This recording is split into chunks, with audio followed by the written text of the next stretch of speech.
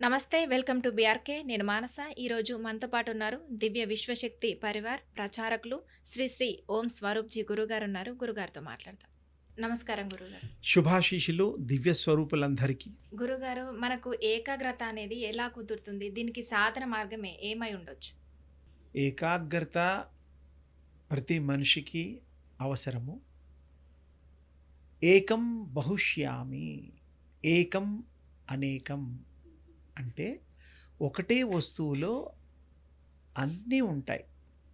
అన్నిట్లో ఆ ఒక వస్తువు ఉంటుంది. అదే శక్తి, దివ్య శక్తి అనేటువంటిది మన శాస్త్ర ప్రమాణం. దేవుడు కూడా అంతే. దేవుడు కూడా అన్ని రూపాలు ఆయనవే. ఏకం అనేకం, అదే అర్థం అన్నమాట. బ్రహ్మం ఒకటే, పదార్థం ఒకటే, కానీ అనేకమైనటువంటి జీవరాశులు, పశు పక్షాదులు, వృక్షాలు, జంతువులు, మానవులు అందట్లో కూడా కామన్గా ఉండే ప్రాణం ఒకటే, జీవం ఒకటే. అంత పెద్ద ఏనుగులో కూడా ప్రాణం ఇంతే ఉంటుంది. ఇంకా దాని సైజెస్ అట్టు ఉండవు. ఇలా ఇన్ని కిలోలు అన్ని కిలోల సైజు అలా ఉండదు. ప్రాణం ఉండే మాత్రలోనే ఉంటుంది.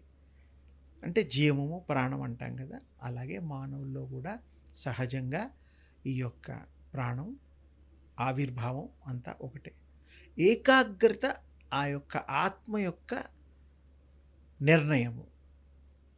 అంటే ఒక పర్పస్కే వస్తూ ఉంటుంది కాబట్టి, ఒక సోలు ఒక బాడీలో దానికి అనుగుణంగా ఈ ప్రపంచంలో వచ్చిన ఆత్మ అంటే రూపం తీసుకున్న అవతరించినటువంటి ఆత్మలు సాధన చేయడానికి సుకృతం ఉండాలి. తర్వాత ఇప్పుడు కూడా మనం సాధన చేయడానికి కొంత మార్గం ఉంటుంది. ఏ విధంగా సాధన చేయాలి అనేటువంటి దానికి మీకు 2 రకాలు 3 రకాలు చెప్తాను. ఫోటోలు పెట్టి కొంతమంది సాధన చేస్తుంటారు. దేవుళ్ళవి, అమ్మవారివో అయ్యవారివో వాళ్ళ ఇష్టదైవాలు. సాధన చేసేటప్పుడు ఫోటో దగ్గర ఇప్పుడు మీరు నన్ను చూస్తున్నారు, నేను మిమ్మల్ని చూస్తున్నాను. ఏమిటి? ముఖాన్ని, ముఖ కవళికల్ని. ఈ ఫోటో దేవుడి కూడా చూస్తున్నప్పుడు ఆ అమ్మవారి కానీ అయ్యవారి కానీ ముఖ కవళికలే చూస్తాము. అలా చూస్తూ ఇలా ఉండాలి కాసేపు, 5 నిమిషాలు 10 నిమిషాలు. కొంతమంది నామాలు ఉంటాయి, దేవుడి నామాలు, అవి కూడా కలపచ్చు, స్తోత్రాలు చేయొచ్చు. కానీ ముఖం చూస్తూ, దేవుడి ముఖం చూస్తూ గనక మనం పూజా విధానం కానీ మామూలుగా చూడడం వల్ల కానీ ఈ మైండ్లో ప్రింట్ అయిపోతుంది చూసిన పిక్చర్. ఇప్పుడు మీరు నన్ను చూశారు కదా, ఎక్కడన్నా ఒక 10 రోజుల తర్వాత సంవత్సరం తర్వాత ఎక్కడన్నా కనపడితే చూస్తే మా స్వామి గారిని గుర్తుపడతాం, నేను కూడా గుర్తుపడతాను. అంటే ఏమిటి? మెమొరీలో నీ పిక్చర్ ఉంది కాబట్టి గుర్తొస్తుంది. నిన్ను చూడకపోతే నేను గుర్తుపట్టలేనుగా కదా. కానీ ఇక్కడ కొంచెం గ్యాప్ తీసుకొని మొట్టమొదటిసారి చూసినా కూడా వాళ్ళని పూర్వజన్మల్లో ఎప్పుడైనా చూసామా అనేటువంటిది కూడా రీకలెక్ట్ చేసుకోవచ్చు. ఎప్పుడు సాధన చేసిన వాళ్ళకి, యోగం చేసిన వాళ్ళకి, ఆ శక్తి ఉన్న వాళ్ళకి they can see your past also, future కూడా. అంటే ఆ స్థాయి శక్తి ఉన్నవాళ్ళు, అనుభవం ఉన్నవాళ్ళు. ఇలా చూడంగానే అందరూ చెప్పలేరు, సాధన చేయాలి కదా. సాధన చేస్తే ప్రతిదీ సాధ్యమవుతుంది. అంటే ఇంకా కొంచెం అడ్వాన్స్గా చెప్పాను మీకు. మామూలుగా కూడా ఒక దేవుణ్ణి మనం చూస్తూ కూర్చొని ధ్యానం చేస్తూ పూజ చేస్తూ ఉన్నప్పుడు ఆ ముఖ కవళికలు ప్రింట్ అయిపోయి ఎలాగైతే గుర్తుండిపోతుందో అప్పుడు ఏకాగ్రత కుదురుతుంది. ఓకే. ఏదేముంది, అదొక మార్గం. అంటే కరెక్ట్గా చెప్పాలంటే వేరే ఇతర ఆలోచనలు లేకుండా ఒక పని చేసేటప్పుడు దాని మీదనే ఫోకస్ అయ్యేలాగా ఆలోచించడం, అంతే కదా. ఆలోచన కూడా కాదు తల్లి, ఇప్పుడు చూడడమే కదా. స్తోత్రం కొంతమంది చేస్తారు, భజనలు కొంతమంది చేస్తారు. అవన్నిటికంటే ఇంకొంచెం డిఫరెంట్గా చూడడమే, జస్ట్ సీయింగ్ ఎనఫ్. గుర్తు కోసమే కదా. కళ్ళు మూసుకుంటే కూడా గుర్తొస్తుంది ఆ పిక్చర్. చూసినవి చూడనివి రావు, అవి కళ్ళలో వస్తూ ఉంటాయి కొంతమందికి. ఇలా చూస్తున్నప్పుడు మనకి శక్తి కలిగిన వాళ్ళకి మొత్తం మీది డేటా వాళ్ళకి తెలిసిపోతుంది, అంటే ఆ శక్తి సంపాదించిన వాళ్ళకి. కానీ ఇలాగే మీరు అన్నట్టుగా ఏకాగ్రత అలా చూడడంతో అందులో ఇన్వాల్వ్మెంట్ అయిపోయి మెర్జ్ అయిపోయి అప్పుడు మీరే యు ఆర్ దట్ అయిపోతాం. అదే నువ్వు తత్వమసి అయిపోతాం. అంటే అదొక తేలిక అర్థం అవడం కోసం చెప్తున్నాను. ఏకాగ్రత అంటే దృష్టి పెట్టడము. ఆ దృష్టితో భావంతో మనం స్మరణ గుర్తు చేసుకుంటే తప్పకుండా థాట్స్ని కంట్రోల్ చేయొచ్చు. ఏక థాట్లో ఉండొచ్చు, ఒకటే భావంలో ఉండొచ్చు. యద్భావం తద్భవతి యథో దృక్ తదో భావ. అట్లాగే ఉండొచ్చు, అలాగే చేయొచ్చు. అందులో సందేహాలు ఏం లేవు. మనం ఏకాగ్రత కుదిరినప్పుడు మీరు మంచి పనులు చేయగలుగుతారు, ఇంట్రెస్ట్తో చదువుకోగలుగుతారు, ఉద్యోగాలు చేయగలుగుతారు, వ్యాపారాలు చేయగలుగుతారు, అందరితో సత్సంబంధాలు సొసైటీలో పెంచుకోగలుగుతారు. ఎప్పుడు మనం కంట్రోల్లో ఉంటేనే కదా ఎవరితో ఎలా మాట్లాడాలో తెలుస్తుంది. అవును. అంటే ఆ జ్ఞానాన్ని పొందుతాం. అంటే మనకు ఒక్క రోజులోనే సాధ్యమవుతుందా గురుగారు? అంటే మీ ఇంట్రెస్ట్ బట్టి ఒక్కోసారి స్టూడెంట్స్ ఒక పేరా కంప్లీట్ చేస్తారు, ఒక లెసన్స్ కంప్లీట్ చేస్తారు, చదువుకునే పిల్లలు ఎగ్జామ్స్ అప్పుడు. అవును. సాధ్యమే కదా. ఉమ్. చదువు సాధ్యమైనప్పుడు ఇది కూడా చదువు లాంటిదే విద్యాభ్యాసము, అంటే కొంత యోగ విద్య వస్తుంది. మీ ఇంట్రెస్ట్ అమ్మా, ఏదైనా depend upon your own interest. ఎంత దృష్టి పెడితే అంత, ఎంత తెలుసుకుంటే అంత, ఎంత నడవగలిగితే దేవుడి వైపు అంత దగ్గరైపోతూ ఉంటాడు.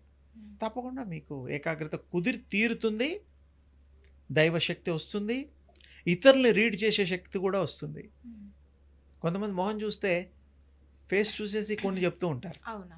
ఎలా అంటే ఆ శక్తి వాళ్ళలో ఇన్బిల్ట్. కొంతమంది డెవలప్ చేస్తారు. అందరూ అడవులలో పోయి తపస్సు చేసుకోక్కర్లా పూర్వంలాగా. మన ఇంట్లోనే ఒక రూమ్లో ఎక్కడన్నా ఏర్పాటు చేసుకొని డిస్టర్బ్ కాకుండా చేసుకోవచ్చు. డిస్టర్బెన్స్ లేనప్పుడు ఎవరు ఎక్కడైనా ఏ ప్రాంతంలోనైనా ఏకాగ్రత కుదరడానికి, డిస్టర్బ్ కాకుండా ఉండడానికి వీలుంటుంది. చెయ్యొచ్చు, సాధించవచ్చు. మీకు తప్పకుండా సిద్ధిస్తుంది. మనకి విజ్ఞానం పెరుగుతుంది, పరమాత్ముడి యొక్క అనుగ్రహం పెరుగుతుంది, మనం చెప్పిన వాక్శుద్ధి కూడా వస్తుంది. అప్పుడు మనం ఏదన్నా అంటే కూడా అయిపోతాయి. ఎందుకంటే ప్యూరిటీ ఉండదు కదా మనకి. ప్యూరిటీ లేని వాళ్ళు ఆడితే అదేమి అవో. When you are pure, you are the God. You are God only when మీరు ప్యూర్ అయినప్పుడు. మనం అంతా అబద్ధాలు ఆడుతూ చేయకూడని పనులు చేస్తూ ఉంటే దేవుడు బుద్ధులు వస్తాయా? లేదు, రాదు. సింపుల్.